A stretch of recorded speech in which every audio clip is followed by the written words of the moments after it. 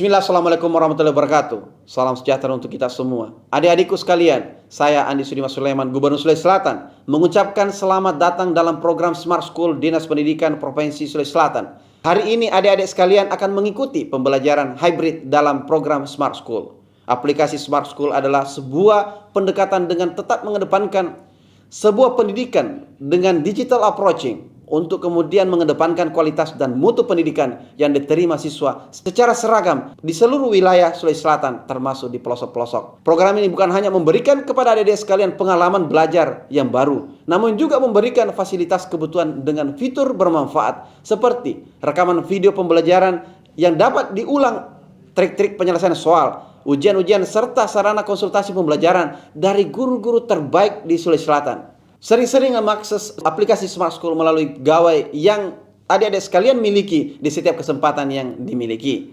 Untuk seluruh adik-adikku sekalian yang saya cintai, saya banggakan, selamat belajar dan semoga ilmu yang didapatkan bermanfaat untuk menambah pengetahuan pendidikan adik-adik sekalian. Salam kita pada salam. Assalamualaikum warahmatullahi wabarakatuh. Salam sejahtera untuk kita semua.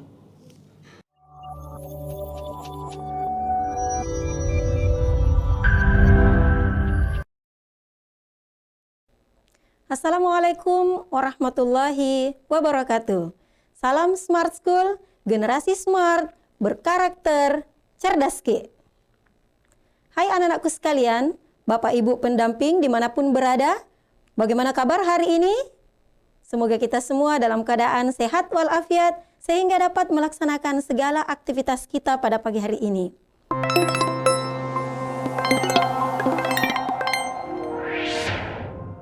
Kali ini bersama saya Ibu Isma akan belajar materi pendidikan agama Islam. Silahkan menyiapkan Al-Quran, kemudian pastikan untuk selalu berdoa sebelum memulai pembelajaran. Nah, baik anak-anakku sekalian, kali ini kita akan mempelajari materi kerja keras dan tanggung jawab untuk kompetensi dasar 3.5. Nah, silahkan diakses materi pada link berikut. Dapat diakses pada link https://tiniurl.com/materi GSS kerja keras, atau dapat dilihat dan scan barcode pada layar. Baik, adapun tujuan pembelajaran yang akan kita capai pada pertemuan kali ini, yaitu peserta didik mampu menganalisis dan mengevaluasi perilaku bekerja keras dan bertanggung jawab dalam kehidupan sehari-hari yang berkembang di masyarakat.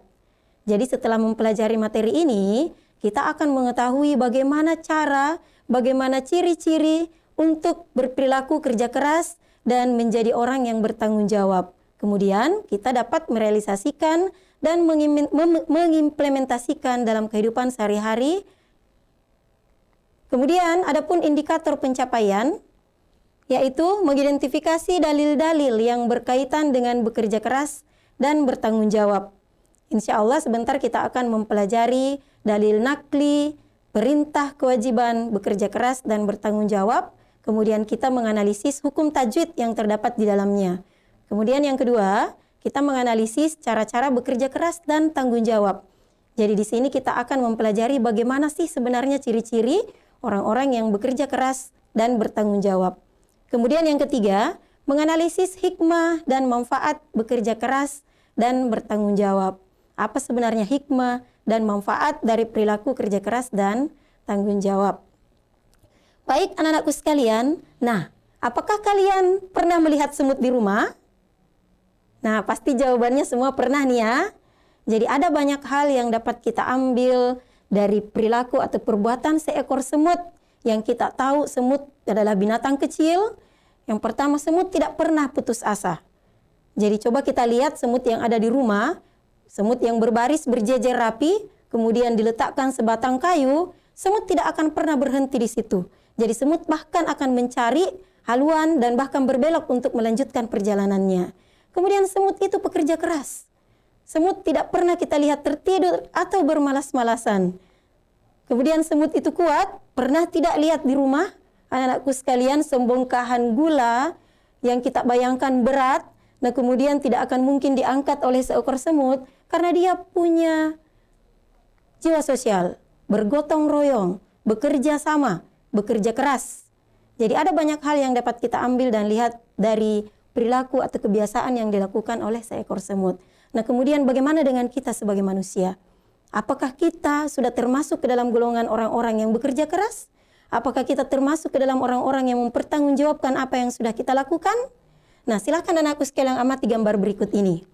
Nah, di sini di gambar pertama, kita lihat seorang pemuda yang berani, gagah, sehat, kuat, kemudian pekerjaannya meminta-minta di jalanan. Dia masih berharap dengan orang lain. Terlihat seorang perempuan memberikan selembar uang kertas, jadi pekerjaannya meminta-minta di jalan, padahal kalau kita lihat dari fisik, pemuda ini sangat sehat, kuat. Nah, kemudian kita lihat gambar kedua. Nah, di sini terlihat seorang ibu menggendong anaknya, meminta di jalan, menghampiri pengendara mobil. Nah, anak-anakku sekalian biasa melihat situasi seperti ini di mana? Ya, biasa kita lihat di lampu merah ya, atau di pinggir jalan. Nah, kita harus berusaha mencari pekerjaan, bekerja keras. Lantas bagaimana yang dimaksud pekerjaan? Bagaimana yang dimaksud bekerja keras dalam kehidupan sehari-hari? Jadi ada banyak contoh dan fenomena yang dapat kita lihat. Bahkan kita sering melihat di lingkungan keseharian, pekerja keras, sangat semangat. Coba kita lihat, amati gambar berikut ini. Pada gambar pertama terlihat pegawai atau karyawan menyelesaikan pekerjaannya. Kalau kita lihat, dia situasinya di malam hari. Begitu gigihnya, begitu semangatnya dalam melakukan dan menyelesaikan pekerjaannya. Kemudian kita lihat di gambar kedua. Seorang guru dengan ikhlas, semangat, bekerja keras untuk mendidik anaknya. Kemudian kita lihat di gambar ketiga, anak-anak sekalian. Nah, kita lihat di gambar ketiga.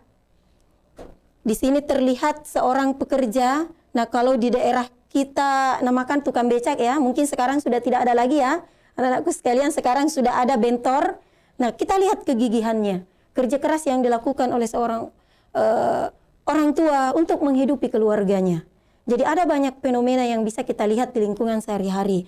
Namun, perlu kita ketahui anak-anakku sekalian, untuk kerja keras bukan hanya pada tataran membanting tulang, tetapi bekerja keras termasuk kita sebagai seorang pelajar, menuntut ilmu dan berpikir, belajar terus, rajin belajar adalah merupakan sebuah bentuk kerja keras.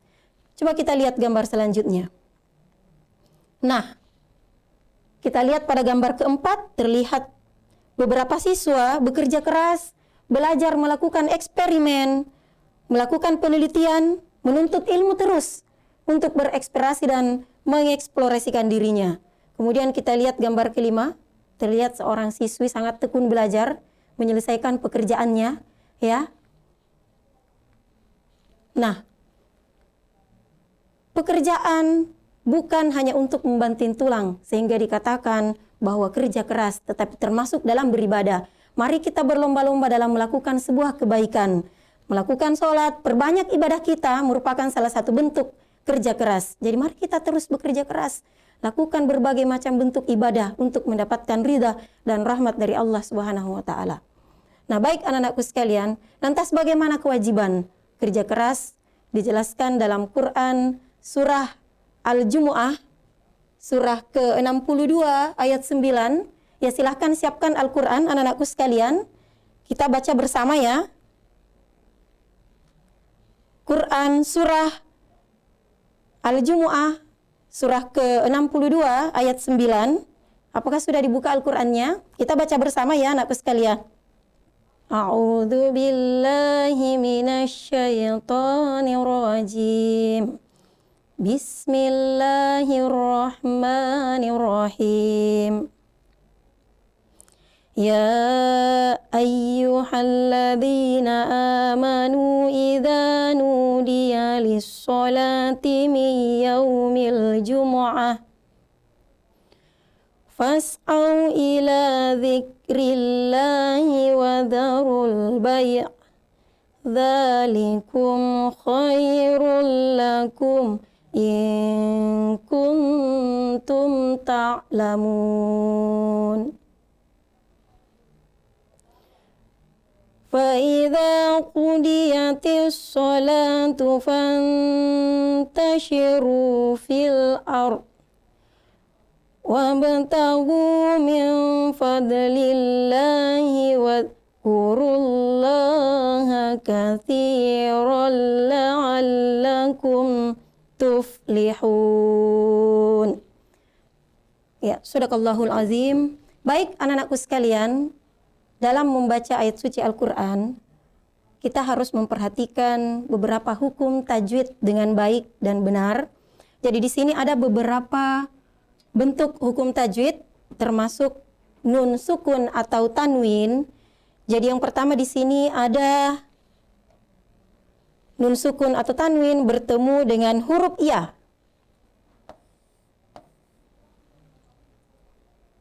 Nun sukun atau tanwin bertemu dengan huruf ya termasuk ke dalam hukum idgham bigunnah. Ya, jadi nun sukun atau tanwin memiliki hukum idgham bigunnah. Idgham bigunnah memiliki hukum ya, na, ma, wa. Jadi nun sukun bertemu dengan keempat huruf itu. Salah satu hurufnya ada di sini. Jadi idza nudiya lis-sholati min yaumil jumu'ah.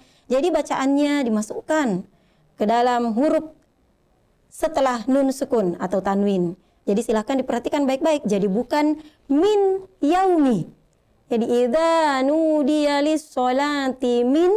Jadi bukan min, tetapi bacaannya min yaumil jumu'ah.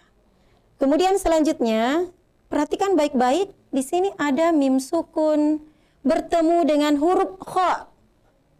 Jadi hukum mim sukun ketika bertemu selain huruf ba, maka dia adalah izhar syafawi.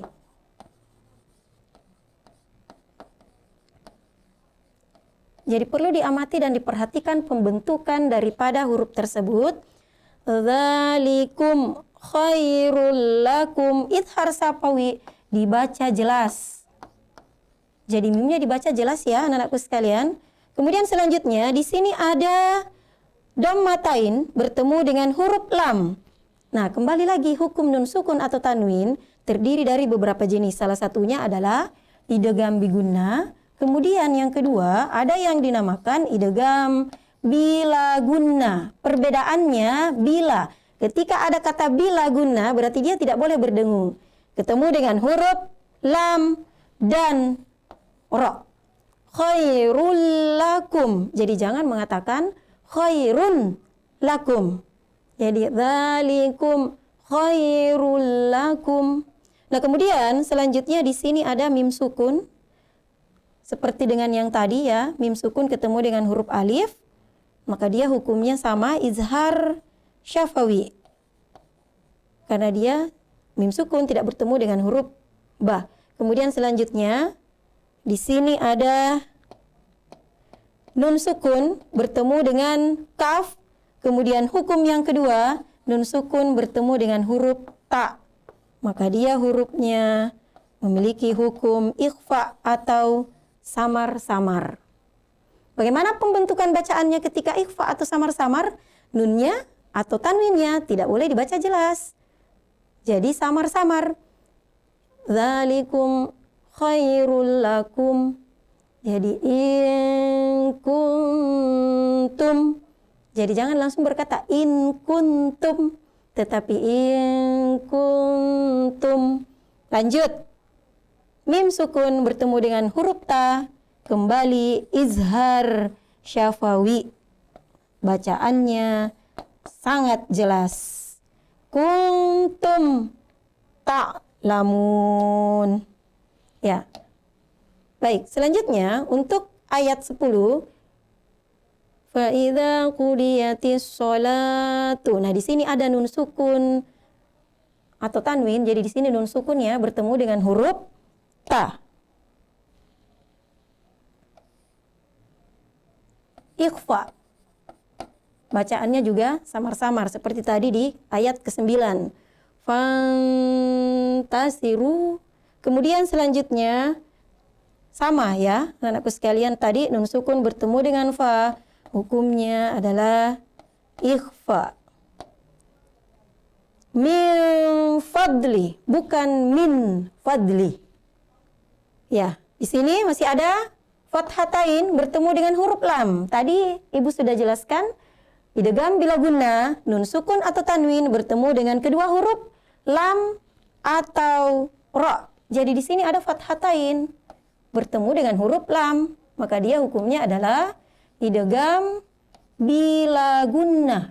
Bila tidak boleh berdengung dan langsung dimasukkan, kemudian bacaannya dimasukkan setelah huruf fathatain atau tanwin, jadi kathiral la'allakum tuflihun. Nah, kemudian di sini ada juga mim sukun ketemu dengan ta, sama dengan yang tadi ya, perhatikan baik-baik hukumnya. Jadi dia tetap izhar syafawi. Baik, anak-anakku sekalian, selanjutnya untuk memaknai daripada Quran surah Al-Jumu'ah surah ke-62 ayat 9 dan 10, perhatikan baik-baik. Kita memaknai dari artinya. Jadi wahai orang-orang yang beriman, apabila telah diseru untuk melaksanakan sholat pada hari Jumat, maka segeralah kamu mengingat Allah dan tinggalkanlah jual beli. Yang demikian itu lebih baik bagimu jika kamu mengetahui. Apabila sholat telah dilaksanakan, maka bertebaranlah kamu di bumi. Carilah karunia Allah dan ingatlah Allah banyak-banyak agar kamu beruntung. Nah, bagaimana kewajiban kita untuk melaksanakan kerja keras dan tanggung jawab itu? Jadi untuk bekerja keras, kita diwajibkan dalam Quran surah Al-Jumu'ah ayat 9 dan 10. Ya, silakan diperhatikan, ada beberapa kewajiban kerja keras dalam Quran surah tadi. Yang pertama yaitu dengan tegas memerintahkan kepada orang beriman untuk bekerja dan berkarya. Jadi anak-anakku sekalian, kita memang dituntut untuk berinovasi, untuk berkreasi, dan berkarya dalam kehidupan sehari-hari. Kemudian kita diperintahkan untuk meneliti segala sesuatu yang ada di dalam alam ini. Jadi kita dituntut untuk meneliti, melakukan penelitian segala sesuatu yang ada di muka bumi ini, sampai kita mengetahui dan memahami bahwa seluruh alam semesta ini hanyalah ciptaan dari Allah Subhanahu wa Ta'ala. Nah, kemudian kita diperintahkan untuk mencari karunia Allah. Jadi memang ayat ini memerintahkan kita untuk mencari karunia Allah. Karunia yang seperti apa? Ada banyak karunia yang telah diberikan kepada kita semua. Karunia kesehatan, orang dikaruniai anak, kemudian ada banyak pekerjaan, kesehatan, ya, kekayaan, itu merupakan sebuah karunia yang tentunya dapat dicapai dengan jalan bekerja keras. Kemudian diperintahkan untuk menanggulangi kemiskinan, kebodohan, penyakit, dan kezaliman. Jadi orang yang bekerja keras ini mampu menghindari dari kemiskinan. Kebodohan, yuk kita bekerja keras belajar, menuntut ilmu terus. Jadi menghindari kita dari penyakit, penuhi kebutuhan kita, dan terhindar daripada kezaliman. Seperti apa? Dengan bekerja keras, kita terhindar dari perbuatan-perbuatan yang zalim, seperti mencuri, merampok, dan masih banyak lagi perbuatan yang buruk. Kemudian, kita diperintahkan untuk memakan makanan yang baik, memakai pakaian yang bagus, membuat rumah yang luas, punya kendaraan yang bagus, serta mendidik anak-anak menjadi soleh. Jadi ini motivasi buat kita, perintah untuk memenuhi kebutuhan kita dalam kehidupan sehari-hari. Nah, selanjutnya diperintahkan juga kepada kita untuk menyiapkan semua kekuatan untuk menghadapi musuh, sehingga musuh itu menjadi ketakutan karenanya. Seperti apa? Bukan musuh seperti yang kita bayangkan, tetapi semua tantangan yang berada di luar kita bisa hindari dengan cara berpikir, bekerja, berusaha terus untuk menuntut ilmu. Nah, baik anak-anakku sekalian, untuk pengertian kerja keras, kita harus memahami bahwa bekerja keras, dia titiknya adalah bersungguh-sungguh. Jadi berusaha atau berpikir secara sungguh-sungguh, dengan kata lain, bekerja dengan gigih, dan sungguh-sungguh untuk mencapai sesuatu yang dicita-citakan. Nah, jadi bekerja keras, dia hanya memiliki 3 unsur. Perhatikan baik-baik. Orang bekerja keras, tentu yang pertama yang harus kita lakukan adalah berikhtiar. Berusaha terus untuk bekerja, berusaha terus untuk belajar, berkarya. Kita diperintahkan untuk berkarya. Jadi orang-orang yang beriman, untuk kualitas keimanannya diukur dengan karyanya. Apa yang dia lakukan, apa yang dia kerjakan. Nah, setelah itu, berdoa kepada Allah Subhanahu wa Ta'ala. Setelah kita berusaha, mari kita berdoa, serahkan sepenuhnya. Berdoa agar semua yang kita lakukan berjalan dengan baik. Berdoa kepada Allah agar mendapatkan ridha dan hidayahnya. Berdoa agar semua yang kita lakukan dilancarkan dan dimudahkan. Setelah kita berusaha, berdoa kepada Allah. Selanjutnya kita serahkan sepenuhnya. Apapun hasilnya, baik buruknya yang kita lakukan, hasil daripada yang kita sudah usahakan, kita harus rida menerima itu. Tawakal, serahkan kepada Allah Subhanahu wa taala setelah kita melakukan usaha. Nah, baik, dalam bekerja keras ada beberapa poin-poin penting yang harus anandaku sekalian perhatikan.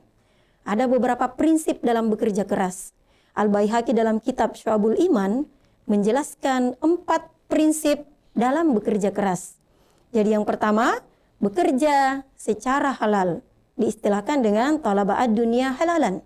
Jadi bekerja secara halal, bukan cuma label halalnya, tetapi bekerjalah secara halal, baik namanya atau pekerjaannya halal, statusnya halal, labelnya halal, tetapi juga prosesnya. Nah, antitesa daripada halal ini adalah haram. Jangan sampai pekerjaan kita anggap halal, tetapi setelah kita berproses maka dia menjadi haram. Ini diistilahkan dengan haram li ghairihi. Contoh, sebagai seorang pedagang, jual beli, pekerjaan jual beli, dasar daripada hukum pekerjaannya adalah halal. Tetapi untuk proses pelaksanaannya, bisa saja dia melakukan jual beli dengan kecurangan, mengurangi timbangan, maka dengan faktor penyebab tersebut, maka hukum daripada jual beli itu menjadi haram. Makanya disebut dan diistilahkan dengan haram li ghairihi. Berbeda dengan merampok, mencuri, dasar daripada merampok dan mencuri itu memang haram. Jadi ada faktor atau tidak, tetap hukumnya haram. Makanya diistilahkan dengan haram li zatihi. Jadi harus diperhatikan baik-baik anak-anakku sekalian. Marilah bekerja pekerjaan yang halal. Nah, kemudian prinsip yang kedua yang harus anak-anakku sekalian perhatikan. Bekerjalah demi menjaga diri supaya tidak menjadi beban hidup orang lain. Jadi kita bekerja, diistilahkan dengan ta'affufan an al-mas'alah. Jadi mari kita bekerja. Bekerja untuk tidak membebani hidup orang lain. Jangan merepotkan orang lain. Nah, kemudian prinsip selanjutnya, bekerja untuk meringankan beban hidup tetangga.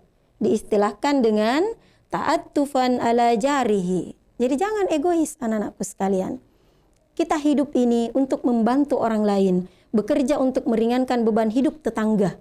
Nah, selanjutnya kita bekerja demi mencukupi kebutuhan keluarga kita. Diistilahkan dengan sa'yan ala iyalihi. Jadi mari kita bekerja untuk memenuhi kebutuhan keluarga kita. Ya baik anak-anakku sekalian, setelah kita menjalani, memperhatikan 4 prinsip daripada kerja keras, tentu Allah akan memberikan kemuliaan pada pekerjaan kita. Perhatikan baik-baik niat kita. Jadi ada yang namanya kualitas niat. Pekerjaan kita akan terukur, kemuliaan kita akan ada dan diberikan oleh Allah Subhanahu wa taala kepada kita. Perhatikan sahihatun fin niat. Kualitas niat kita, segala sesuatu pekerjaan tergantung dari niat kita. Luruskan, ikhlaskan niat kita untuk melakukan pekerjaan tersebut. Setelah niat kita baik untuk mendapatkan ridha dari Allah, melaksanakan sesuai syariat Islam, sahihatun fi at-tahsil. Perhatikan baik-baik kualitas pekerjaannya, nak. Jangan hanya menganggap bahwa halal sifatnya tetapi prosesnya tidak halal. Halalan terbagi menjadi 2 itu tadi, bahwa jangan hanya pekerjaannya, label halal di pekerjaan tetapi juga prosesnya. Kualitas pekerjaannya perlu diperhatikan untuk mencapai kemuliaan dari Allah Subhanahu wa taala sehingga dia bernilai ibadah. Pekerjaan kita akan bernilai ibadah ketika mulai dari sahihatun fin niat, niat kita sudah tulus, ikhlas, kemudian pekerjaan kita bagus, pekerjaan kita baik, halal dari segi nama, kemudian halal dari segi proses, maka ibadah bernilai ibadah. Nah, apa yang dijanjikan kita dari Allah Subhanahu wa taala adalah syurga. Kemuliaan pekerjaan akan didatangkan kepada kita. Jadi bekerjalah dengan baik, perhatikan 4 prinsip yang tadi. Jadi harus halal, kemudian tidak merepotkan dan membebani orang lain. Nah, kemudian bermanfaat dan memperhatikan tetangga dan menghindarkan diri daripada kemiskinan itu tadi dengan bekerja menghidupi keluarga kita. Nah, baik, lantas bagaimana cara? Jadi kita perhatikan ciri-ciri. Apakah kita termasuk ke dalam orang-orang yang bekerja keras? Yang pertama, menghargai waktu. Jadi lakukanlah hal-hal yang bermanfaat buat kita, terkhusus kepada orang lain. Jadi ingat, orang yang baik adalah orang yang memberi manfaat kepada orang lain. Jadi hargailah waktu kita, lakukan sesuai dengan urutan-urutan yang sudah kita susun. Hargai waktu, perbaiki. Kemudian berinisiatif tinggi. Jadi beride. Senantiasa berkreasi, senantiasa berkarya. Keluarkan ide-ide anak-anakku sekalian. Kemudian mudah bekerja sama. Jadi ini salah satu ciri daripada orang yang bekerja keras. Ketika dia mudah, gampang untuk diajak bekerja sama. Kemudian tekun atau rajin. Nah, selanjutnya tidak menunda sesuatu. Jadi jangan menunda ya anak-anakku sekalian. Orang bekerja keras tidak pernah menunda tugasnya. Pantang mengeluh. Kemudian penyabar dan berkomitmen. Apa yang sudah dikatakan dari awal, kita harus berusaha kemudian mempertanggungjawabkan apa yang sudah kita katakan dan sudah kita rencanakan. Selanjutnya untuk tanggung jawab. Jadi untuk tanggung jawab merupakan sebuah keadaan wajib menanggung segala sesuatunya. Sehingga bertanggung jawab itu menurut Kamus Bahasa Indonesia adalah berkewajiban menanggung, memikul jawab. Jadi menanggung segala sesuatu dalam artian apa yang sudah kita lakukan, kita harus bertanggung jawab akan hal itu. Nah, dari segi istilah, tanggung jawab adalah kesadaran manusia akan tingkah laku atau perbuatan yang disengaja maupun yang tidak disengaja. Bertanggung jawab juga berarti berbuat sebagai perwujudan kesadaran akan kewajibannya. Nah, baik. Untuk kewajiban dan tanggung jawab, ada dalam Quran Surah Al-Isra ayat 36, surah ke-17. Ya, kita baca bersama-sama ya anak-anakku sekalian. Silakan dibuka Al-Quran, Al-Isra, surah ke-17, ayat 36. A'udzu billahi minasyaitonir rajim. Bismillahirrahmanirrahim. Wala taqfu ma laysa laka bihi ilmu. Inna sam'a wal basara wal fu'ada. Inna sam'a wal basara wal fu'ada kullu ulaika kana anhu mas'ula. Surahul Azim. Jadi perlu diperhatikan beberapa poin untuk hukum tajwid ya.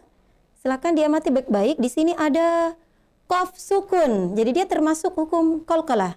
Jadi qalqalah sugra karena hurufnya berada di tengah kata, jadi tidak usah dipantul dengan keras. Jadi qalqalah sugra, wala taqfu ma laisa laka bihi ilmun. Inna sam'a wal basara wal fuada kullu ulaika kana anhu. Jadi nun sukun bertemu dengan huruf H termasuk hukum izhar. Jadi anhu nun sukun bertemu dengan huruf H. Perhatikan baik-baik ketika membaca ayat suci Al-Quran. Nah baik anak-anakku sekalian, untuk makna daripada Quran surah Al-Isra ayat 36, surah ke-17 ya. Kita lihat baik-baik arti daripada Al-Isra ayat 36. Dan janganlah kamu mengikuti sesuatu yang tidak kamu ketahui. Karena pendengaran, penglihatan, dan hati nurani, semua itu akan diminta pertanggungjawabannya. Nah, bagaimana ciri-ciri orang-orang yang bertanggung jawab? Apakah kita tergolong ke dalam orang-orang yang bertanggung jawab? Silahkan perhatikan baik-baik. Yang pertama, memegang teguh komitmen. Jadi dalam hal ini kita harus menepati setiap perkataan yang telah diucapkan. Jadi apa yang kita sudah ucapkan sebelumnya, kita harus komitmen, memegang teguh komitmen. Kemudian yang kedua, berani meminta maaf sekaligus menanggung beban atas kesalahan yang dilakukan. Jadi jangan takut ketika kita sudah melakukan sebuah kesalahan, harus berani. Berani meminta maaf sekaligus menanggung beban atas kesalahan yang sudah kita lakukan. Nah, kemudian salah satu ciri orang bertanggung jawab adalah menjadi pendengar yang baik. Jadi orang-orang yang mau mendengarkan orang lain, siap menerima kritikan dan saran dari orang lain, itulah orang-orang yang bertanggung jawab. Ya, selanjutnya di sini ada ciri-ciri bertanggung jawab, bersikap tegas, berani mengambil resiko sesuatu yang telah diputuskan sendiri. Jadi siap mengambil keputusan. Kemudian keputusan yang telah kita ambil harus berani mengambil risiko. Itu orang yang bertanggung jawab. Kemudian mampu menentukan pilihan dari beberapa alternatif dan menghormati dan menghargai aturan. Jadi bagaimana langkah menerapkan perilaku kerja keras dan tanggung jawab? Di sini ada banyak langkah. Menggunakan waktu secara efektif, efisien. Kemudian gali dan kembangkan potensi diri secara baik. Jadi anak-anakku sekalian ini orang cerdas, pintar, kembangkan potensi kita. Fokus kepada hal-hal positif dan rajin bekerja. Ya, Jadi untuk korelasi kerja keras, dalam bekerja keras kita harus jujur, anak-anakku sekalian. Kemudian selain itu kita harus adil. Contoh dalam melakukan pekerjaan jual beli harus adil, jujur. Kemudian bertanggung jawab, dan dalam melakukan kerja keras kita diperhadapkan dengan berbagai keragaman. Kita diperhadapkan dari berbagai perbedaan. Kita tetap toleransi, saling menghargai orang lain. Nah, baik. Ini hikmah perilaku dari kerja keras dan tanggung jawab. Setelah kita bekerja keras dan bertanggung jawab, tentu kita mendapatkan pahala dan karunia, kemuliaan dari Allah Subhanahu wa taala. Menjauhkan diri kita dari kerendahan dan kehinaan, kemudian menjadi pribadi yang mandiri dan amanah, menjadi pribadi yang disenangi dan dipercaya, kemudian mampu meraih cita-cita atau tujuan yang akan kita capai. Baik, saya pikir demikian anak-anakku sekalian. Terima kasih banyak atas partisipasinya. Baik, perlu anak-anakku sekalian ingat bahwa orang yang bekerja keras akan dengan senang hati menjalani kehidupan ini. Setiap detik kehidupan yang dijalaninya adalah kerikil kecil bagi dasar bangunan masa tuanya. Setiap detak nafas kehidupan dilaluinya dengan kepuasan hati, dan setiap langkahnya adalah perbuatan yang bermanfaat bagi siapa saja yang dijumpainya. Terima kasih banyak atas partisipasinya. Wabillahi taufik wal hidayah. Wassalamualaikum warahmatullahi wabarakatuh.